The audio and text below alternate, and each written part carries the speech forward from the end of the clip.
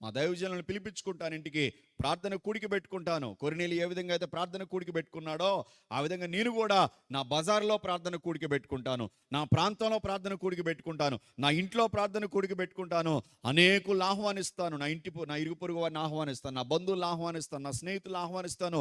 వారందరికీ దేవుని మాటలు వినిపింపజేస్తాను. వినుట వలన విశ్వాసము కలుగును. వినుట వలన ఏమి కలుగును?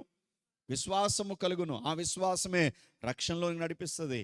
ఆ విధంగా ఇంటి వారందరూ కూడా రక్షించబడినట్లు, బంధువులు స్నేహితులు రక్షించబడినట్లు దేవుని సేవకుల ద్వారా వాక్యాన్ని వినిపింపజేయడానికి ఇష్టపడాలి ఒక క్రైస్తవురాలుగా, క్రైస్తవుడిగా. నువ్వు కొర్నేలి ఆ విధంగా ప్రియమైన దేవుని బిడ్డలారా తన యొక్క బంధువులను, తన యొక్క ముఖ్య స్నేహితులను తన ఇంటికి పిలిపించుకొని కొర్నేలి యొక్క ఆ పేతురు యొక్క రాక కోసం, దైవజనుడి యొక్క రాక కోసం ఎదురు చూస్తూ ఉన్నాడు. దైవజనుడు రానే వచ్చాడు.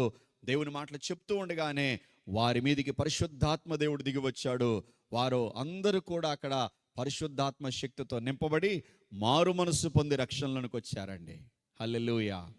ఆ రోజు కొర్నేలి కానీ తన ఇంటికి ఆ బంధువులను, స్నేహితులను పిలవకపోతే వారు వాక్యం వినేవారు కాదు, వారు దేవుని ఆత్మ చేత నింపబడేవారు కాదు, వారి రక్షణలోనికి వచ్చేవారు కాదు. ఈరోజు దేవుని సేవకుని కానీ అడుగుతున్నాను, ఏ పాటి భారం ఉంది నీకు ఇతరులను రక్షించాలని?